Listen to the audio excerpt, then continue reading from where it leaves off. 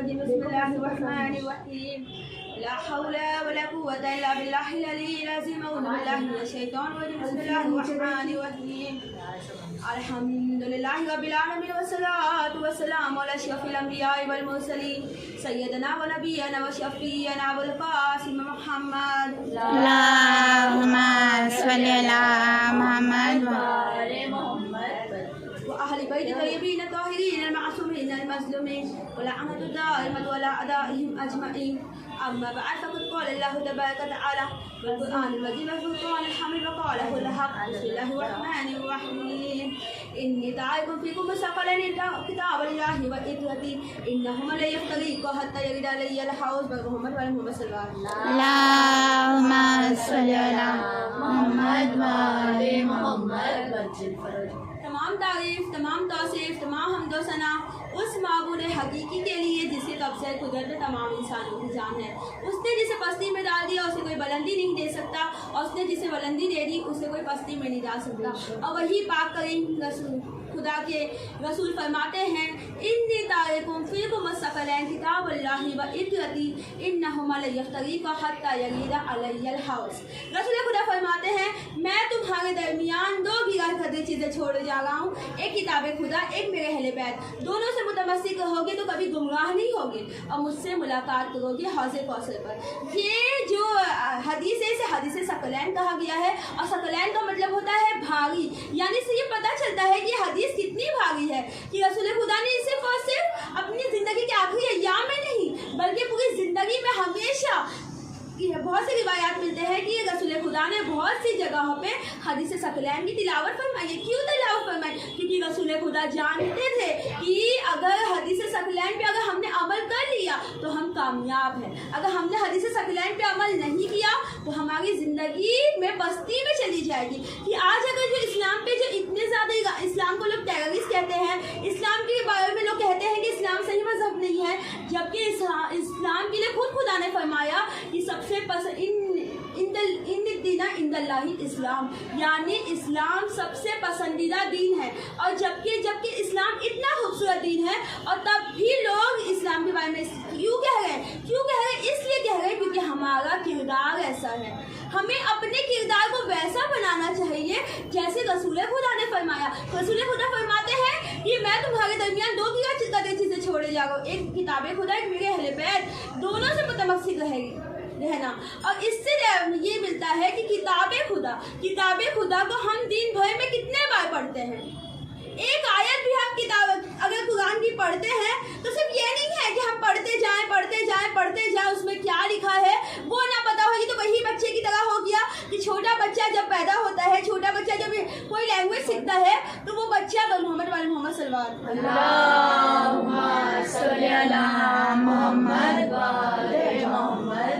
वसल्लम। छोटा बच्चा कोई लैंग्वेज जब सीखता है, कोई जबान जब सीखता है तो वो बच्चा सिर्फ उसको पढ़ता जाता है, रट्टा मारता है, मगर उसको पता नहीं इसके अंदर क्या है। जब तक हमें पता नहीं चलेगा उसके अंदर क्या है तब तक हम अमल कैसे करेंगे? तो सिर्फ ये नहीं है कि रसूल खुदा ने ये नहीं फरमाया कि सिर्फ और सिर्फ किताब खुदा से मुतमस्सिक रहना। ये नहीं है कि हमें सिर्फ पढ़ते जाना है, हमें बल्कि उस पर अमल करना है। किताब खुदा में खुदा क्या फरमा रहा है उस पर अमल करना है। खुदा ने फरमाया झूठ ना बोलो तो हमें झूठ नहीं बोलना है। खुदा ने फरमाया कि नमाज को कायम करो तो हमें नमाज को कायम करना। ऐसा नहीं है कि मतलब है ना हमारे पास बहुत सारे काम है तो हम सोचे चले ये काम कंप्लीट कर लेते, ये काम खत्म कर देते, उसके बाद हम नमाज पढ़ेंगे, ये काम खत्म कर देते उसके बाद नमाज पढ़ेंगे। अब ऐसा होता है जब हमारे घर में कोई फंक्शन होता है या कोई मजलिस होती है या तो फिर कोई मेहमान आता है तो हमारे घर में हम नमाज को छोड़ देते हैं। क्या फ़ायदा? हम कभी ऐसा होता है हम मजलिसों की वजह से नमाज को छोड़ देते हैं। मजलिसों को अज़ादार वो है जो इमाम हुसैन अभी 8 आने वाली है, इमाम हुसैन की शहादत आने वाली है। इमाम हुसैन ने करबला के लिए क़याम क्यों किया? इमाम हुसैन ने दीन को बचाने के लिए क़याम किया। और क्या हमने आज दीन को बचाया है? हम क्या दीन पे अमल कर रहे हैं? हम अपने आप को कहते हैं कि हम जनाब ज़हरा के चाहने वाले हैं, हम इमाम हुसैन के चाहने वाले हैं, हम हुसैनी हैं, अज़ादार हैं, फ़ख्र से कहते हैं, मगर हम क्या सोच रहे हैं कि हम उस पर अमल करते हैं? आज हमसे बड़ा जो लाइफस्टाइल वाला होता है हम ये सोचते हैं हमारे पास गाड़ी आ जाए, हमारे पास बंगला आ जाए, क्या मिलेगा? ये गाड़ी बंगला पैसा ये जो आज हम सोच रहे हैं हमें ये मिल जाए, हमें वो मिल जाए, है, याद रखिएगा ये एक न एक दिन चले जाने वाला है। दो भाइयों की एक दास्तान है कि एक भाई जो था वो वालिद ने अपने जो पूंजी थी, जो भी विरासत थी, विरासत में 3 भाइयों में बांट दी थी और तीनों भाइयों में से जो विरासत थी तीनों भाइयों में से बांटी गई थी। मिरास जो थी तीनों भाइयों में बांटी गई थी, मगर जैसे ही वालिद का इंतकाल हुआ तो 2 भाइयों ने एक भाई की मिरास को छीन लिया, अपने छोटे भाई को घर से बाहर निकाल दिया और फिर उसके बाद वो छोटा भाई उसने जिंदगी भर सब्र किया और फिर उसके बाद उसने अपने भाइयों को माफ़ कर दिया। जब भाइयों ने माफ़ी मांगी तो उस भाई ने अपने भाइयों को माफ़ कर दिया, मगर जब वो दोनों भाई जब इस दुनिया से जिस विरासत के लिए, जिस पैसे के लिए उन्होंने अपने भाई को धोखा दिया था, आज उनका जब इंतकाल हो गया तो उनको क्या, उनके मरने के बाद वो जो मिरास थी उन्हें मिली, जो पैसा था, जो दौलत शोहरत थी, जो बंगला था जिसके लिए उन्होंने अपने ही भाई को धोखा दिया, क्या वो आज उन्हें मिला? नहीं मिला। कि हमें लोगों के लिए इबरत, हमें ऐसा नहीं बनना है कि लोग हमसे इबरत हासिल करें कि ऐसे हाँ इन्होंने गलत काम किया था तो हमें वो नहीं करना, हमें ऐसा नहीं बनना चाहिए, बल्कि हमें ऐसा बनना चाहिए कि लोग हमें आइडल बनाएं। ऐसा बनना चाहिए हाँ वो इतने अच्छे थे कि उनके जैसे, कि ऐसा नहीं बनना है कि फिरौन, वो लोग कहते हैं कि फिरौन ने खुदा को खुदाई का दावा किया, इसलिए फिरौन की हरकतें हमें नहीं करना, हमें किसी पे जुल्म नहीं करना है। और हम क्या कहते हैं कि ना जनाब मूसा ने हक का साथ दिया, जनाब आसिया फिरौन की ज़ौजा थी मगर तब भी वो इस्लाम पर कायम थी। ये होती है, ये ऐसा नहीं है कि आज के ज़माने में लोग इतना ज़्यादा पस्ती में जा रहे हैं, इतना ज़्यादा पस्ती में जा रहे हैं कि अगर कोई बोले कि हाँ हम आपको 5 लाख 10 लाख देंगे तो इंसान अपना ईमान बेच देगा। ये वैसा ज़माना नहीं है, इमाम ज़माने का ज़रूर होने वाला है। हमें सोचना चाहिए कि हम किस राह पे हैं। और फिर दूसरी चीज़ जो रसूल खुदा ने फरमाई कि एक किताब खुदा से मुतमस्सिक रहना और मेरे अहले बैत से मुतमस्सिक रहना, कि अहले बैत से मुतमस्सिक रहोगे तो गुमराह नहीं होगे। किताब खुदा में खुदा ने फरमाया कि नमाज को कायम करो, मगर नमाज को किस तरह से कायम करो ये अहले बैत ने दिखाया। कुरान सामित वो है तो कुरान नातिक वो है। एक छुपा हुआ कुरान, एक खामोश कुरान है तो एक बोलता हुआ कुरान है। कि जब तक हमें कोई चीज़ का प्रैक्टिकल नहीं पता चलेगा, जैसे कि टीचर जब बच्चे को पढ़ाती है तो उसे प्रैक्टिकल करके दिखाती है कि तुम्हें ऐसा करना है, वैसे ही खुदा ने कुरान में आयत नाज़िल की कि तुम्हें नमाज कायम करना है। मगर किस तरह से नमाज कायम की जा रही है कि मौला अली को तीर लग गई, मगर तब भी मौला अली को रसूल खुदा ने क्या फरमाया कि तीर लगी है, अली जब नमाज में हो तब वो तीर निकालना। कि अली नमाज में इतना ज़्यादा मशगूल रहते हैं कि तीर अगर निकाला भी जाएगा तो पता नहीं चलेगा। ये है अहले बैत। और हम क्या हैं?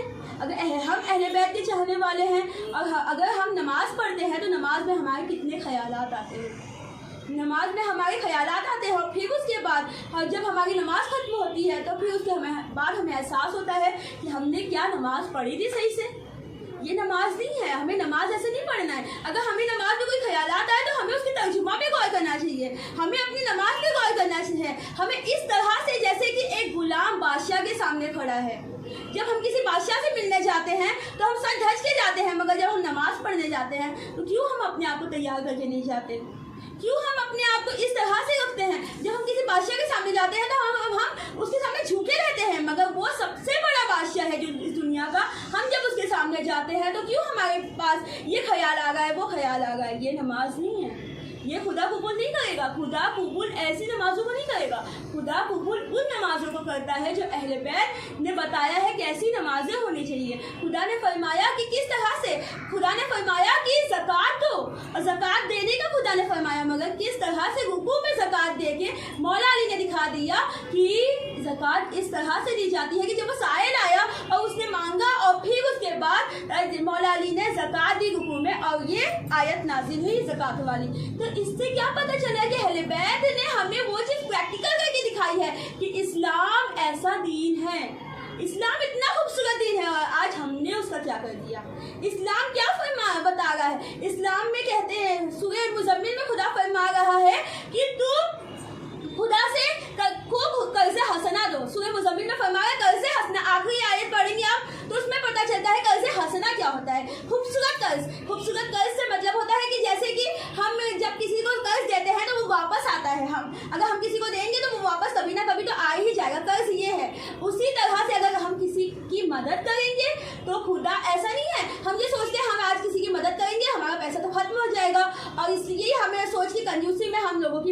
करते हैं। और ज़रूरी नहीं है कि दौलतमंद ही लोगों की मदद करें। अगर हमारे पास जितना है, अगर ये ना कोई है गरीब जो परेशान है, मोहताज है, हमें चाहिए कि उसकी मदद करना चाहिए। हमें खुद आगे बढ़ना चाहिए, हमें सोचना चाहिए हम किसके चाहने वाले हैं। हमें ये नहीं कि हमें यजीदी सिफात अपनाना नहीं है, हमें हुसैनी बनना है कि हमें हमारे पास अगर कोई आए मांगने के लिए, हमारे जनाब ज़हरा के लिए मिलता है कि जनाब ज़हरा ने अपनी शादी का लिबास दे दिया फ़कीर को। और उस वक्त ये आयत नाजिल हुई, खुदा फरमाता है कि वो लोग जो खुदा को पसंद करते हैं और अपनी पसंदीदा चीज़ गाहे खुदा में दे देते हैं। कि किस तरह से अहले बैत ने दिखाया कि हमें किस तरह से अगर हम कैसे हंसना देंगे, अगर हम लोगों की मदद करेंगे तो वो हमारे पास एक ना एक दिन आ जाएगा। कि बनी इस्राइल का एक वाक़या है कि एक शख्स था, वो बहुत ज़्यादा गरीब था।